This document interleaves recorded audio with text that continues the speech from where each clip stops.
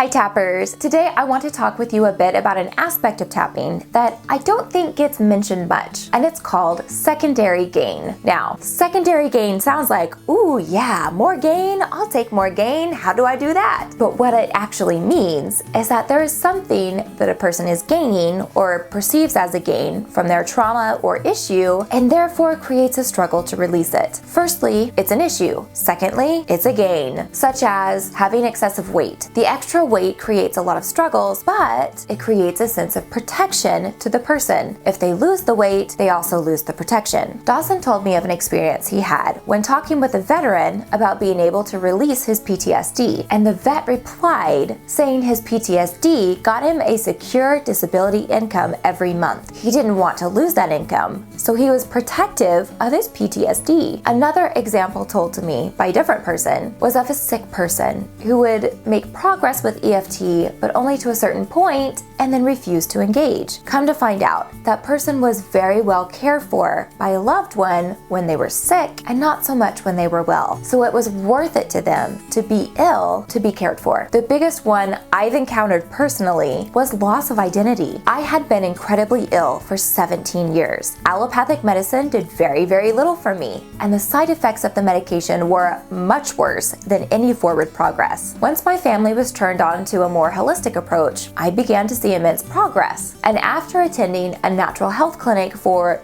2 weeks, I was symptom-free. Now, to give you an idea, I had spent years of being too weak to stand on my own. I remember sitting in chairs, taking a very long time to give myself a pep talk to feel brave enough to try to walk across a room. I was in severe pain constantly, and a migraine could spike up so quickly from so many inputs, I felt like the entire world was a threat. A buzzing industrial light, the perfume counter at the department store, both of these spiked a migraine so quickly that even though we immediately turned around and headed for the parking lot when I could feel that things were beginning to happen, I still was blinded by the migraine by the time we reached our car. That was my daily existence. I spent literally years dreaming of being able to be more. Once I had attended the health clinic, all of a sudden, I could get dressed and not be wiped out for the entire day. And I thought the first thing I would feel would be elation, but it was panic. I didn't know what to do with myself. The only self-worth I had mustered over the years of this illness was through people telling me how brave and how strong I was to withstand so many things. It was almost a sacred ritual to be able to get dressed and do my makeup because it took so much effort. That was an amazing day for me. All of a sudden, those things were gone. I was just a regular girl, and I felt like I was very behind in life. It was no longer a huge deal that I could walk up a flight of stairs and not faint. I didn't want it back by any means, but I was caught completely off guard with this thorough loss of identity. All of a sudden, I didn't know anything about myself. If someone had asked me what I liked or what I did for fun, I didn't have an answer. Oh, well, you know, I used to stare up at the ceiling and daydream, hoping that maybe I would feel good enough to sit up at some point that day. But, you know, now I'm looking for other interests. You? My experience of life was so far from what anyone I knew had experienced. I felt completely untethered and entirely alone. What I felt from life experience was that because I was an adult at this point, I should know what to do about that. Adults, you know, they know what to do. All kids think this. Then they become the adults and they realize, wait a minute, I still don't know what to do.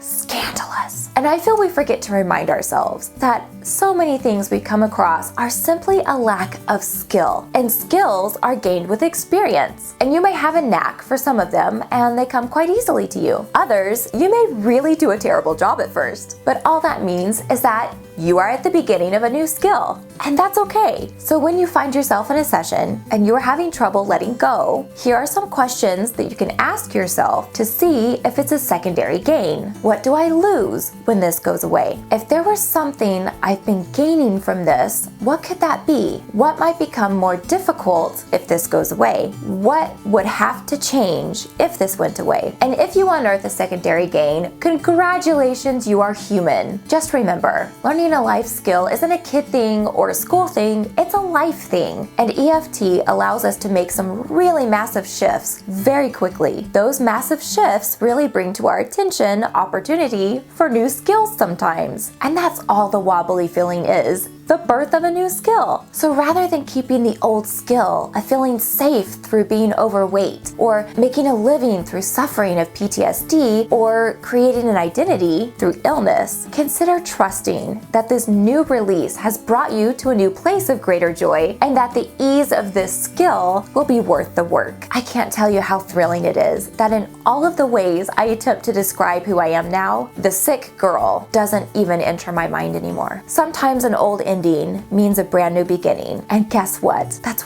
really good news. I'll see you soon.